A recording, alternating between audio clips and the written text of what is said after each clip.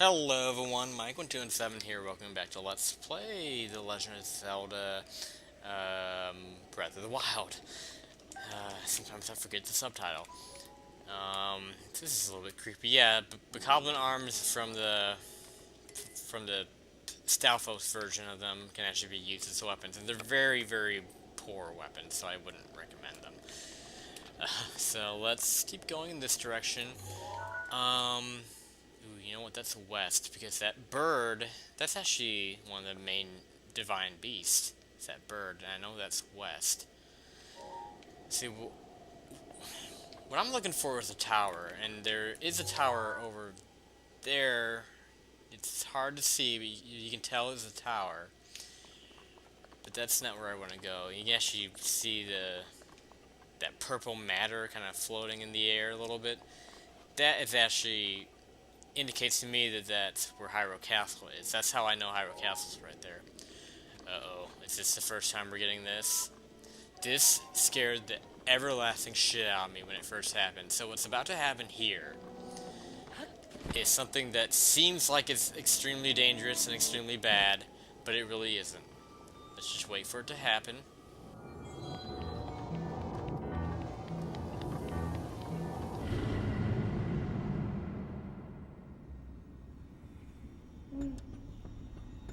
Link.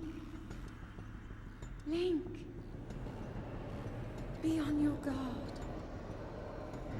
Ganon's power grows. It rises to its peak under the hour of the blood moon. By its glow, the aimless spirits of monsters slain in the name of the light return to flesh. Link, please be careful.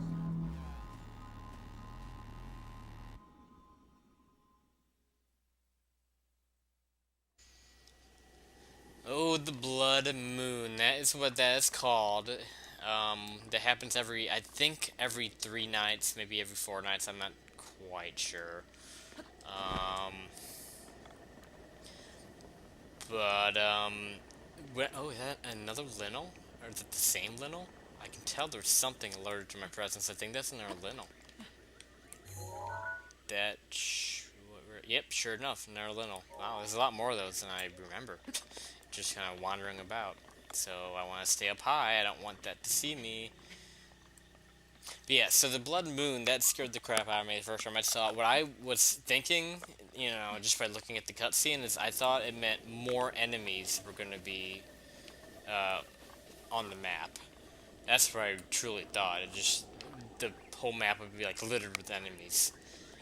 But what it actually means is that the enemies that you've killed come back to life and they respawn. So that's really the purpose of the Blood Moon.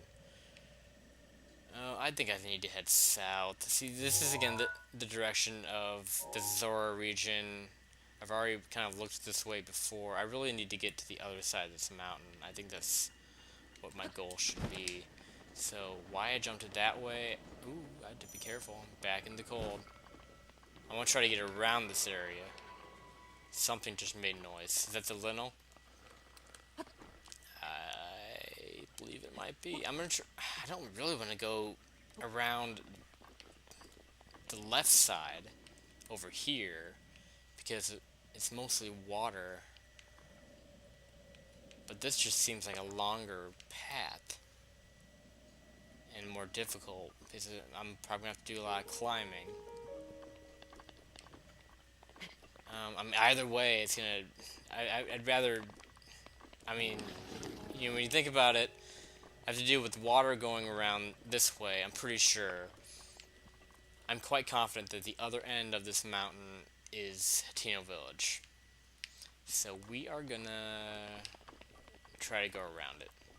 I'm not gonna try to go through it right away because I don't think in fact, I'm pretty sure the warm doublet's not enough for me to withstand the cold of that mountain. I just know I'm going to need at least 2 different pieces of clothing that have cold resistance on it. Because there's different kinds of cold. That's kind of the interesting thing about this game. There's not just one level of coldness. it, like, and same thing with heat.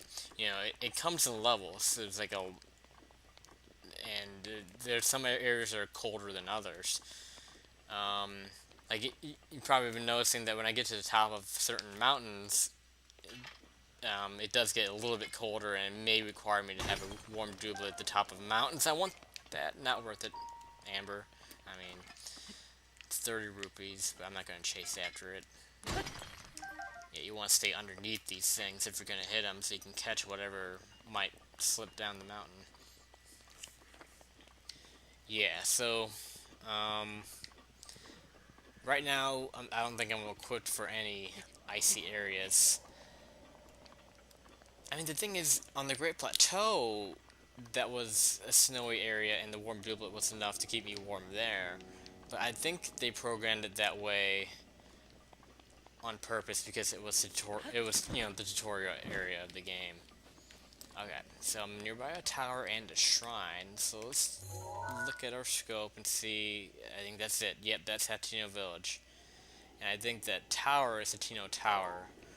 That's why earlier I might have said that I was looking for a tower, because I know there is one right by the village. So I was right. Look at that. I chose wisely. That feels good. Yeah, so what happened right there is a great example of this game at its finest, is when you're exploring and trying to find your way around. You're choosing your path and choosing, okay, which way do I want to go? What do I want to climb the mountains? Do I want to take the river? Ain't no mountain high enough, ain't no river valley low enough. I'm so embarrassed I didn't get that right. I'm actually embarrassed I even tried to reference those lyrics. Okay. Anyway. God, I'm so embarrassed now. I'm such a dork. What's wrong with me? Whatever. So we're getting close. So I'm actually pretty surprised I'm going to be getting to Hateno Village this early. I'll be able to actually almost do everything I want to do there. Or not everything, because there's a lot to do there. Hateno Village is really the main village of the game, I think, because there's a lot that you get from it. There's a lot you can access from it. It's really the village I'm going to be visiting the most. It's just the most useful village to go to. Like in most Zelda games, it's Kakariko Village, but in this game, Kakariko's kind of takes a back seat to this one. So here we are. It's gonna give us a text prompt right there. We're in Hateno Village. And unfortunately it's raining our first time here. This is really a beautiful looking village when it's sunny out, but right now it's a little bit ugly. So the first thing I want to do is activate the shrine so I can warp here when needed. So I'm going to work on that. Yeah, there's tons to do here. I might spend a whole another episode after this one just in this village. Lolo almost got that lizard.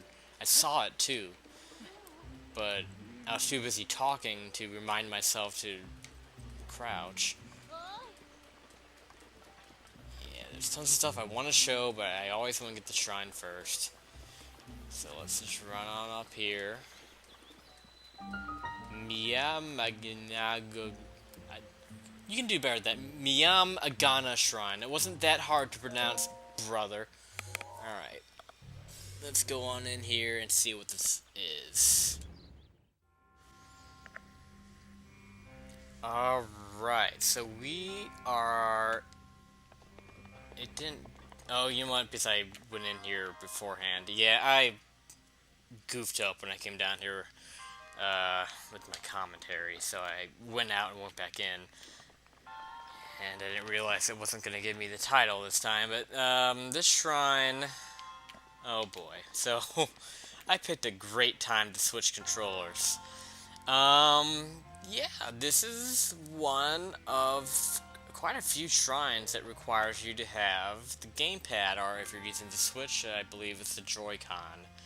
This is a motion-controlled shrine. Anytime you see one of these things with the rotating circles on it, you need a motion-controlled controller. So, and literally right between the loading screen, I was switching controllers because I forgot to do it between last episode and this episode. So hopefully I have enough battery for this. Let me plug in my Pro Controller. What I could do is I could leave this shrine and, you know, give my controller more time to charge up, but I'm just gonna go ahead and go for it. This one isn't that difficult, but, boy, if there's one thing about this game that I really hate, it's these shrines. It just goes to show that motion controls are not, you know, just fuck them. Stop with the motion controls, Nintendo. Just stop. I know I'm kind of being a killjoy here, but this is so, it's not fun, and these shrines are, I hate that they had to, force motion controls in this game. I really do. They just had to shoehorn them in. And I don't understand. I really don't. Because none of these are fun. I'm going to say it right out. None of these are fun. They're all aggravating. This one is probably the easiest one, maybe. I think I did two... Oh, wait a minute. Where'd that go? Hold on. Maybe I did that right. I did do that right. Thank goodness. Sometimes you do it too hard. I'm so happy that I did that right. Yeah, you can easily cheese that one. I mean, obviously it was one of those tilty mazes. And I can go ahead and put this back on the charger now, so hold on just a second. Actually, my light went away on the gamepad that indicated that it was low on battery, so that couple minutes that I had it on the charger was enough to get rid of that light. But it probably wouldn't have lasted long. But yeah, so yeah, that was one of those tilty mazes, and luckily I was able to cheese that by just going over the wall, so I didn't really have to go through the maze. Not that it was really that difficult of a maze to begin with. I know there's a chest down there, but I don't feel like getting it, because I would have to tilt the thing again, and I just don't care. So we're gonna skip a chest, and get out of here. Yeah, it's just a damn shame that they decided to crap on this game with motion controls, because there are, like, those are the most aggravating shrines in the game, and the most aggravating parts of the game are the motion control shrines. They're bad. They're really bad. I'm not even gonna, you know, I'm not over exaggerating. I think they're bad. And it's just a shame, you know, with such a beautiful game as this is, I'm not gonna say they ruined it with motion controls because it's such a small part, but it's just, like, it's just a shame. It's a shame that they had to, like, take me out of my immersion of the game by making me mess around with these gimmicks. So, I'm probably I'm gonna stop bitching about that now, because I'm definitely gonna be bitching about it later when I get to the other motion control shrine. So I'll stop my bitching and try to show you guys around Hateno Village. I used to call it Hateno Village. I used to think it was spelled with another vowel, but it's Hateno Village. So where do I want to begin? Stop running in circles. Not much important up here. This house over here is going to be super important later, but I'm not going to deal with that. We'll see that as we get to it. I don't want to show you everything there is to show in Hateno Village our first time here, but I want to, you know, tour around. And, yeah, just like any other town, you're going to expect to see kind of the same types of shops. Just your basic shop here. So, we'll see what this has. This has mainly food items in it, so milk, Hylian rice, some eggs, and Endura shrooms. Actually, I think Endura shrooms are what affect your stamina. I don't remember what Stamella shrooms do. I'm not going to buy anything here. Especially not those, because those are easy to find in the wild. Milk and the eggs and rice, they're pretty difficult to find out in the wild, so in fact, I don't think you can ever find milk out there, so I might just buy milk. Why the hell not? I'll buy one. Give me a milk. Chocolate. Okay. I don't know why I had to reference that. But yeah, these ingredients are pretty good cooking ingredients. So yeah, any ingredient that you find in a shop is pretty good to pick up because if you mix it with other stuff, it can create some pretty good meals. Oh, he has arrows too. If I would have known that, I would have bought those instead. Yeah, that was 20 rupees. Oh wow. I'll come back to that. There's plenty of ways to make money here. So there's that. There's a clothing shop here that I mean I'm not gonna be able to buy anything because I'm poor. This really should just be this. No, it's not the same as Kakariko. We have a different set over here. We have a warm doublet. We have your Hylian set that you had in Kakariko, and then you have this set. This is a soldier's armor, which is quite expensive. This will enhance your defense when you're wearing it. So, I actually don't wear it that much, so I may not even bother getting it. But it may be nice to have in the Goron region and Death the Mountain. I tend to like to wear it there, if anywhere, because it's fire resistant. No, it's not fire. What am I talking about? It's not fire resistant. There's a special armor that's fire resistant. I'm an idiot. Never mind.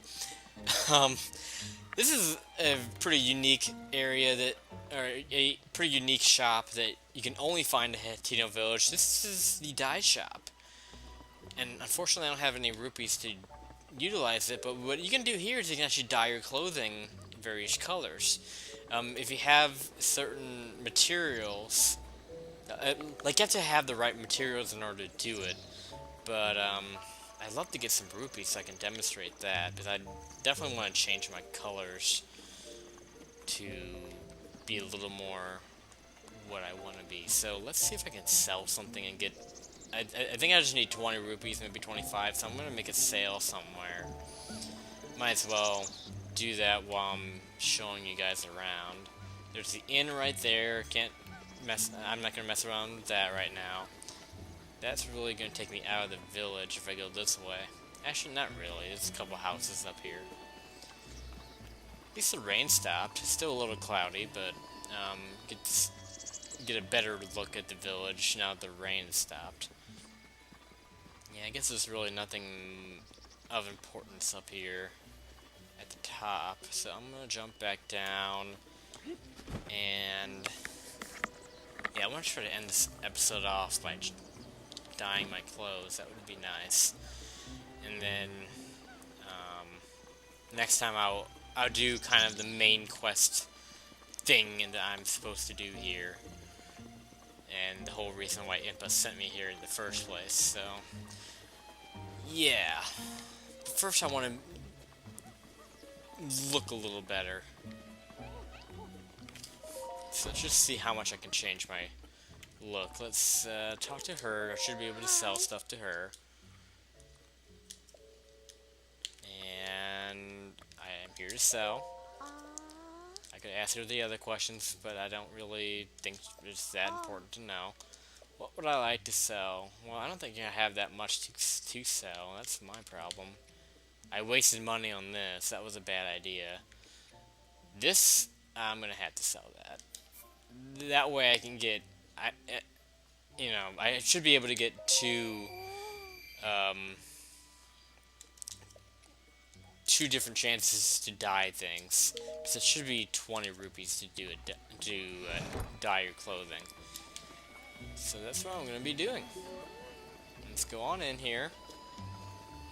Hopefully I have the right materials, because I know what colors I want to do. So yeah, 20 rupees, that's good. And let's do it. The question is, do I have enough materials? You should have like 5 materials that are the color that you're going for. Now the thing is, when you're dyeing your clothes, it's going to dye your entire outfit, which you may not want. So I like the pants the way they are, but I want to try to change the hood and the tunic itself. So I want to change my clothes. I'm just gonna Should take my pants off. I don't have any better way to say that. I'm gonna take my pants off and I'm gonna take my hood off.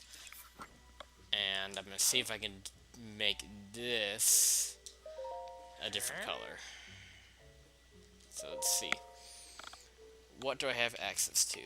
I'm gonna go for green because, you know, like, okay, so the classic green tune's not in the game, but I don't want to, like, completely go back to that because I do like the new look of Link, but I kind of want to do like a combination of old and new here. So what I really like as a look for Link in this game is having a green tunic, but not not the green hat, and having like a different color hood for the Hylian hood. So I'm gonna see if I can make this green though. Don't have enough ingredients. Okay.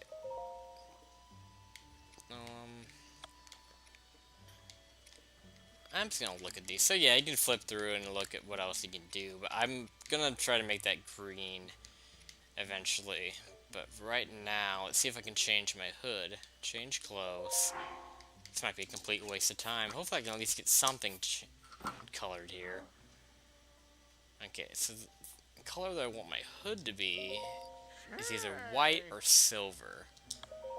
Either one would do. Silver should be pretty easy because it's generally monster parts like Bokoblin horns that gives you silver or gray, whatever it's called. Or is there a silver? I thought there was a silver. There's white as well. I could do that. Let's try gray. Okay, I can do that. I can do. Actually, do I really want gray? No. Here we go. What looks better on me? Ugh, I feel like such a. Can I rotate? Do I want white? Can I even do white? No. Let's just do gray. Because I don't want to completely waste your time in here. So let's do gray. I think that'll look just fine with the green I'm eventually going to be getting. So we'll just do key swings because those are pretty useless. So here we go. I'm going to skip the cutscene for this. It's nothing that spectacular. Just screw it. Why not? Some people will get mad if I don't show it. So there we go. He gets dunked. And now I have a different color hood on. Yay, that's exciting. So yeah, I need to find. I guess Stamella Shroom should get me green. I know I found a few. I guess I need to find 2 more. Or something else that's green. You would think this frog would work. Oh well. So I'll get there eventually.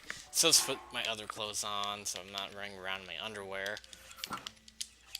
So yeah, all I really want is to make that tunic green, and then I'll be happy with my combination.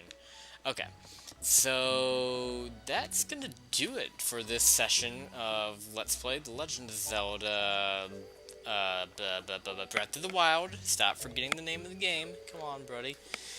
And next time we're going to actually head up a little bit north of the village, and we're gonna discover something pretty cool. So thank you guys so much for watching. This is Mike1217 signing out.